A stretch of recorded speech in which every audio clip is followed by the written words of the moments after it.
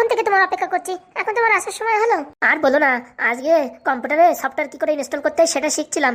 বলছি কম্পিউটারে তুমি সবকিছু পারো? শিখছি। কালকে আবার ওই কলকাতায় যেতে হবে। হঠাৎ করে আবার কলকাতায়? হ্যাঁ, ওখান থেকে ডাকিছে, ওখান থেকে একদিনের একটা কোর্স করাবে, বুঝতে পেরেছো? ওই কোর্সটা করলে পারে খুব ভালো কাজে লাগবে।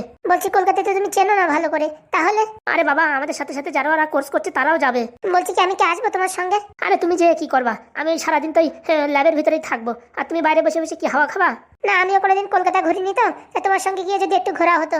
একবার হেডমাস্টার হয়ে নি, তারপরে দেখবা তোমার একদম কার কিনে সারা দেশ ভরে ঘুরবো। সত্যি?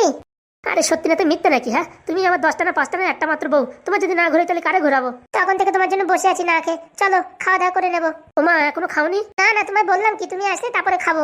আচ্ছা চলো খাওয়া দাওয়া করে নি, কালকে আবার সকাল সকাল ঘুম থেকে উঠে ফার্স্ট ট্রেন ধরতে হবে। অত সকালে যাবা কেন? আরে বাবা, নতুন রাস্তাঘাট চিনি না তো, তাই ভাবছি একটু সকাল সকাল যাবো। বলছি কি কলকাতা থেকে আমার জন্য কি কিনে আনবা? দেখি কি ভালো জিনিস পাই তাই কিনে নিয়ে আসবো। আর এখনো প্রথম মাসের পেমেন্ট তো ঢোকেনি, এর জন্য তো তোমার জন্য কিছু কিনে আনতে পারছি না এখনো পর্যন্ত। চাপ নিও না, কালকে যাওয়ার আগে আমি তোমার 2000 টাকা দেবো। সত্যি?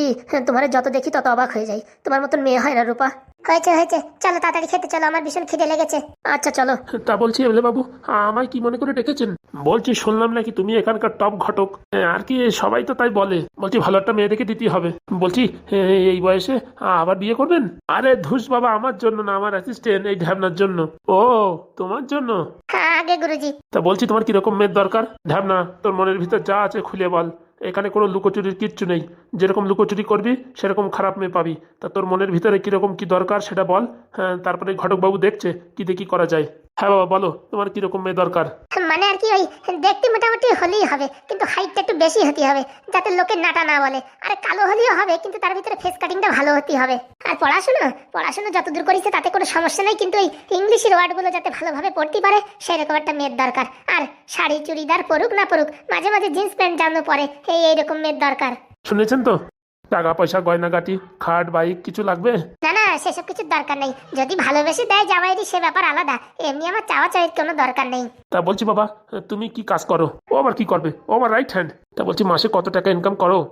ওই 30,000 করতাম, এমএলএ বাবু বলেছে বিয়ের পরে আর 5,000 টাকা বাড়াই, ওই 35ই সেটেলমেন্ট করবে। তা তো ভালো কথা। তা বলছি এই চাকরিটা কি পার্মানেন্ট? পার্মানেন্ট মানে বিগত 10 বছর ধরে আমি এমএলএ বাবুর কাজ করছি। আচ্ছা, তোমার সব কথাই তো মানলাম, কিন্তু এই গ্রামগঞ্জে ওই জিন্স প্যান্ট পরা মেয়ে খুঁজে পাই তো মুশকিল। তার জন্যই তো আপনাকে ডাকা, নাহলে তো আমরা এখান থেকে ওখান থেকে যারে ধরে ধরে একদম বিয়ে ঠা করাই দিতাম, আপনারা তো আর ডাকতাম না।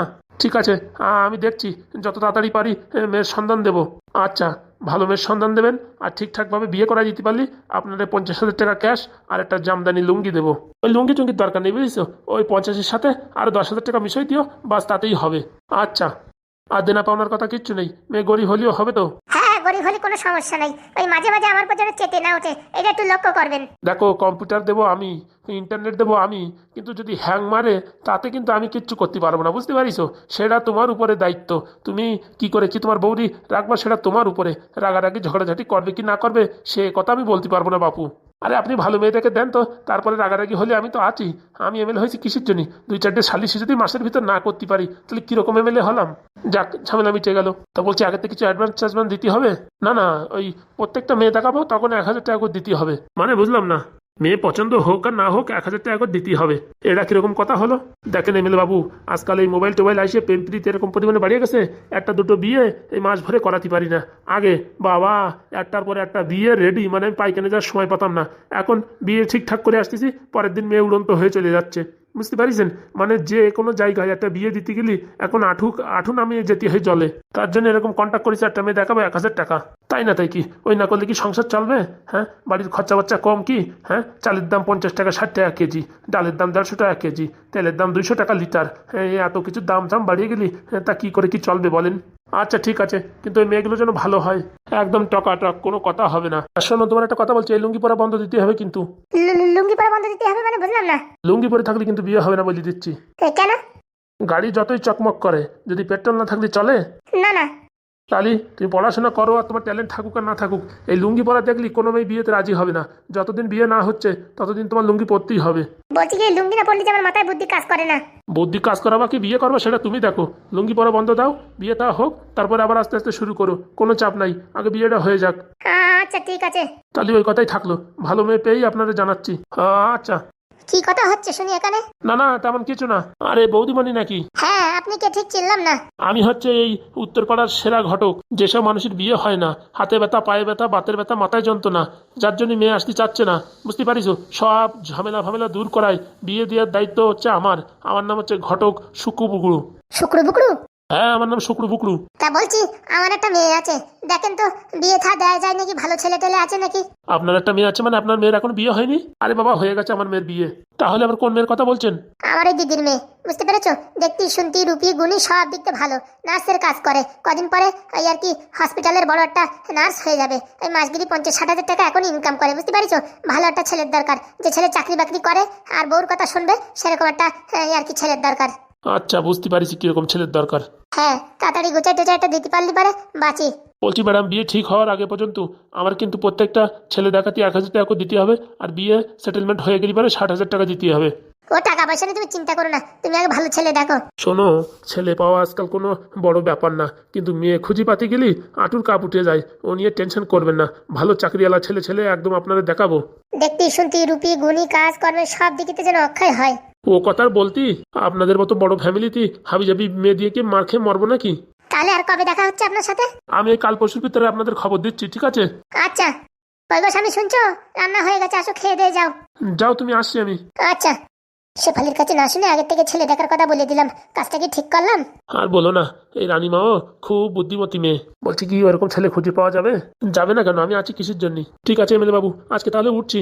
আচ্ছা। বলছি কাকু, কালকে সকালবেলা আমরা কলকাতায় যাব। হঠাৎ করে কলকাতায়? ওই হাগুদার জন্য বই খাতা কিনতে যাব, আবার পরীক্ষা দেওয়াবো, চাকরি আবার করাবো। সেটা তো ভালো কথা। আমি তো ভাবিছি বাবা আর পড়াশোনা করবো না, কিন্তু ফুটো আমার পিছনে যেভাবে লাগিছে, আমি এখন পরীক্ষা না দিয়ে আর পাচ্ছি না। বলছি কি বাবা, একটা কথা বলবো, কিছু মনে করবা না তো? না না, একটা কেন, আপনি 5টা বলেন। বলছি কি, আমাদের মনে হয় এখন অন্য একটা বাড়ি ভাড়া থাকায় ভালো হতো। কি কথা বললেন কাকু? এর থেকে যদি একটা চড়ও দিতেন না, তাতেও কম কষ্ট লাগতো। হ্যাঁ, এরকম একটা কথা বলতে পারলেন? না মানে, সকালবেলা তোমার বাবা যা আর কি কথাবার্তা বললো, তাতে তো ও বাড়ি থাকা মনে হয় দুষ্কর হয়ে পড়েছে। আমি ভাবিছি মনে মনে, কিছু একটা ঝামেলা হয়েছে। বলছি কি, ওনার কথায় কিছু মনে করবেন না, উনি সারাদিন বাংলা খেয়ে পড়ে থাকে। হ্যাঁ, আপনি আমার দিক দেখেন, আমার মার দিক দেখেন। আমার মা যদি কোনো একটা কথা বলে, আমি যদি কোনো একটা কথা বলি, তখন আপনারা আর কি বিচার করতেন যে অন্য জায়গায় চলে যাওয়ার।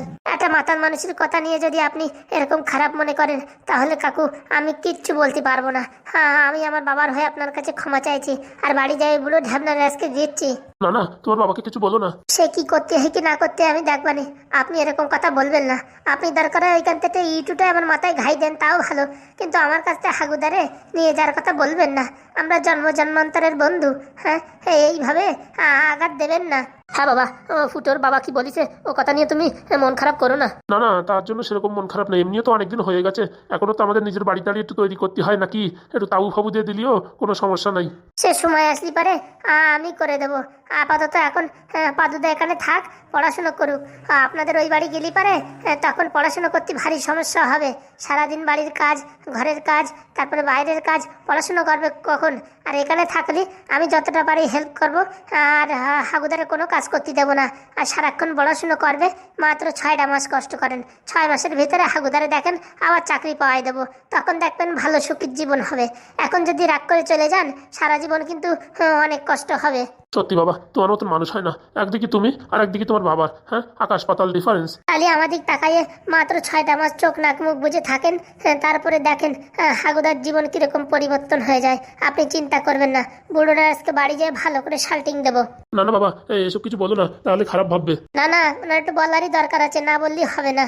এই হাগু, তুই দেখিস ওই দাদারা যেন বেশি কথা না বলে। ভাই, যা হয়েছে হয়েছে, তুই এসে ভুলে যা। শোনো, আজকে যদি কিছু না বলি না, 2 দিন পরে যেয়ে আরো বড় বড় বেশি কথা বলবে, তখন দেখবা বড় একটা সমস্যার সৃষ্টি হবে। চল ভাই চল, ওইসব কথা ছেড়ে দে, চলো।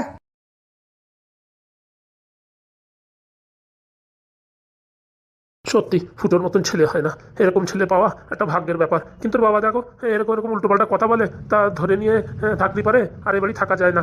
যাক, ওইসব কথা বাদ দিয়ে এখন ছেলেটার দিকে তাকিয়ে একটু মারি কামড়িয়ে থাকতে হবে। ঠিকই বলেছে ফুটো, ফুটো যেভাবে সাপোর্ট করে অন্য কেউ করতে পারবে না। মাত্র 6টা মাস একটু ধৈর্য ধরে থাকি, ছেলেটা যদি আবার চাকরি পায়, তাহলে আমাদের ভাগ্য বদলে যাবে। আজকে দোকানে সেরকম একটা লোক টোকও আসলো না, চাটা ভালো বিক্রিও হচ্ছে না, কি যে করি, ভাল লাগে। ও দিদি, আর কান্না করে না দিদি। তো সব হচ্ছে নাটক। আমি কি অত জোরে মারিছি নাকি? হ্যাঁ, বোতলটা চালিয়ে মারিছি, হ্যাঁ, তাই কি অত জোরে লাগিয়েছে নাকি?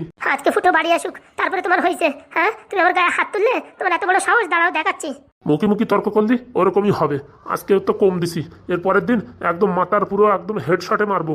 মনে রেখো, আমার মুখের সাথে মুখ লাগাবা না। বুড়ো ঢামনার লজ্জা আছে? ছেলের কামাই খায় আর ছেলের টাকা ধ্বংস করে বাংলা খায়, লজ্জা থাকা উচিত। হ্যাঁ, আমার তো লজ্জা নেই, তোর তো বিরাট লজ্জা আছে। তাই তো বিয়ের সময় তোর বাপ বলেছিল একটা সাইকেল দেবে। হ্যাঁ, দিছে? হ্যাঁ, সে কথা ভুলে গেছিস? কচুপড়া, তোর মতন ছেলেরা মেয়ে দেশে তাই দেখতে হবে। সাইকেল সাইকেল তোর পিছনে ভরে দেবো। হারামজাদা উলা উঠো নির্বংশী। হ্যাঁ, আমার গায়ে হাত তুললি, আজকে ছেলে আসুক, তারপরে তোর হয়েছে। তুই কারে ভয় দেখাচ্ছিস? কারে ভয় দেখাচ্ছিস? হ্যাঁ, আমি কি ভয় পাই তোর ছেলেরে? হ্যাঁ, তোর ছেলের কি আমি ভয় পাই? কি হয়েছে মা? কিচ্ছু হয় নাই রে বাবা, কিচ্ছু হয় নাই। তোর মা দেখ অভিনয় করছে, মদের বোতলটা আমার হাতের থেকে কেড়ে নিয়ে নিজের মাথায় লাগায় বলতেছে কি আমি মারিছি। পুরামুখ নির্বংশী। হ্যাঁ, শালা নিজে মারিয়া এখন বলতেছিস মিথ্যে কথা। আমি নিজে নিজে মাথায় ঘাই নিয়ে নিয়েছি, এসব কথা বলছিস? হ্যাঁ, শালা উলা উঠো, মরিস না কেন?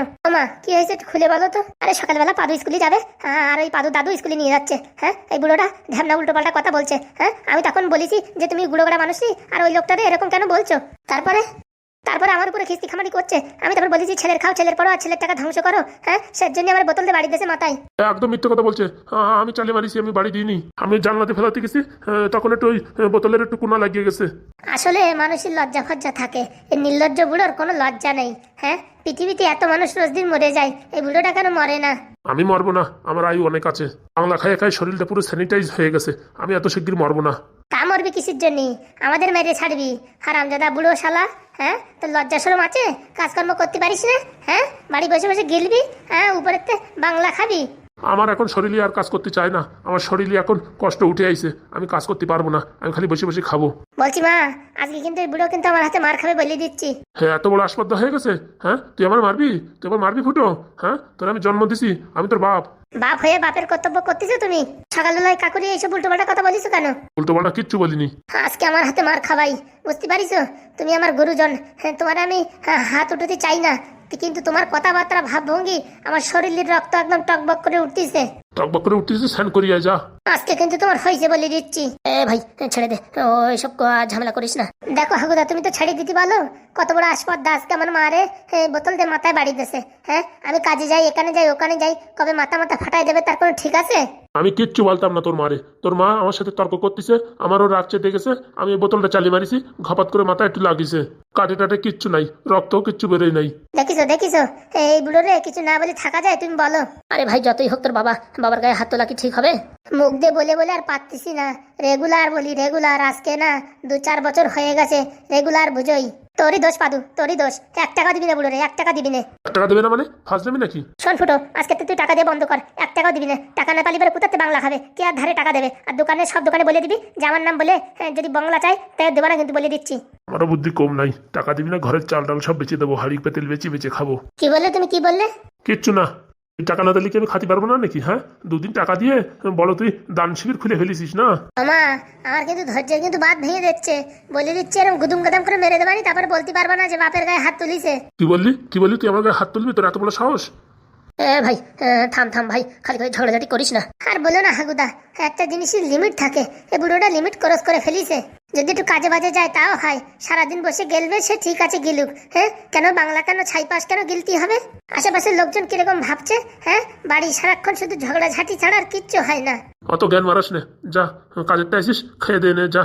বলে দিচ্ছি দেখো, আজকের পরে যদি তুমি এরকম ফাজলিমিতি করো না, সেদিন কিন্তু তোমার খবর আছে। হ্যাঁ হ্যাঁ, তোরা যা পারিস করে নিস, যা। আজকের থেকে আমি আলাদা খাবো, তোর সাথে খাবো না, যা। ও বাবা, তাই নাকি? আলাদা খাবা? পুরামুখো জানো তো, আলাদা খা। ও দিদি ছাড়ো এখন, ঝগড়াঝাটি করে না, অনেক ঝগড়াঝাটি হয়েছে, এখন আর ঝগড়াঝাটি করে না। আজকের থেকে আমি বলে দিচ্ছি, তোদের সংসার করবো না, আমি টাকা ইনকাম করে আমি একা একা রান্না বাড়ি খাবো। হ্যাঁ, তাই খাও, তাই খালি ভালো। যারে বলো যা, কাজে যা, হারামজাদা কোথাকার। আবার বলে দিচ্ছি, মুখ খারাপ করবি না কিন্তু, বলে দিচ্ছি ওই বোতল কুড়িয়ে এনে কিন্তু আবার বাড়ি দেবো। তোমার সাহস থাকলে একটা বাড়ি দিয়ে দেখাও। এই ফুটো, তুই খালি এক পাশে বিচার করিস, কোনোদিন আমার হয়ে কথা বলিস না, সবসময় তোর মাছ সাপোর্টে কথা বলিস। হ্যাঁ, কাজটা কি ঠিক করিস? তুমি কাজই এরকম করো, তুমি তো এরকম কোনো কাজ করো না যে তোমার সাপোর্টে আমি কথা বলবো। আমি দেখেছি কোনো সময় তুই আমার সাপোর্টে কথা বলিস না, সবসময় তোর মাছ সাপোর্টে কথা বলিস। নয় খাইছি একটু বাংলাতে, কি হয়েছে? তুমি হাগুদার বাবার এই কাকারে কেন এই কথা বললে? আরে আমি ভালো কথা বলিস, খারাপ কথা বলিস নাকি? দেখো, তোমার সাথে এখন আমার তর্ক করার সময় নেই। তুমি ভাগ্য ভালো থাকতে এখান থেকে সরে পড়ো। আমারও তোদের সাথে ঝগড়াঝাটি করার কোনো দরকার নাই, আমি যাচ্ছি কাজে। হ্যাঁ, তোরা কি ভাবছিস আমি কি কাজ করতে পারি না নাকি? আমি করি না তাই। আর যাও না তো যাও, তুমি কাজ করে একা একা রান্ধে বেড়ে খাও। ঠিক আছে, দেখে নিস, আজকে তো আমি বললাম তোদের বাড়ি আর খাবো না। যারে পোড়ামকো যা। দেখ, তোর মা সবসময় পুরামুখ কচু পোড়া নির্বংশী এইসব বলে, সেই সব কথায় তুই কোনো বিচার করিস না। তুই সবসময় আমার পাশটা দেখিস, হ্যাঁ, তোর মার পাশটা দেখিস না। এই তুমি যাও তো, এত কথা বলে না, যাও। খালি বাংলা খাইতে বলে সব দোষ আমার হয়ে গেল। বিটি মানুষের কোনো দোষ নাই না, যত দোষ সব আমার। ও কাকু আর ঝগড়াঝাটি করে না, এখন একটু ক্ষান্ত দাও। কি ক্ষান্ত দেবে? হ্যাঁ, বিটি মানুষের সবসময় টনিং মারা কথা, কাজ করি না বলি সারাদিন আমার কত রকম খাবরায়, আমি সহ্য করে থাকি। অন্য কোনো মানুষ হলে এই পৃথিবী ছাড়ি চলে যেত, আমি বুঝে তাই আসি। কাজ না করলে ওরকমই শুনতে হয়। এই ধুস, তুই আমার সাথে কথা বলে না তো। ছি, এই সংসার আমি করবো না, শালা নিজের আইনতে খাবো। কিভাবে হরিধর কি এরকম হালকা মানুষ নাকি? এখনো কাজে নামিনি, তো কাজে নামলি তোদের মতো চ্যাংড়া ফ্যাংড়ারে একদম এক সাইডই করে দেবো। রাত দিন বউটার কিড়ি কিড়ি কিড়ি কিড়ি আর ভাল লাগে না। ভাই কাকু আবার রাগ করে এদিক ওদিক চলে যাবে না তো? ও যেখান যায় যাক, জ্বালা যন্ত্রণা শরীরে একদম অ্যালার্জি উঠে দিয়েছে। ও দিদি, দাদা আবার রাগ করে কোথাও চলে যাবে না তো? ও যাক তো, নির্বংশী, কোথাও যায় মরুক তো। ওরকম বলে না, যতই হোক আপনার স্বামী, স্বামী না ছাই। ওই শালার জন্য সব জায়গায় আমার কথা শুনতে হয়। তো ওইসব কথা ছাড়েন, চলেন কটা খেয়ে নেবেন।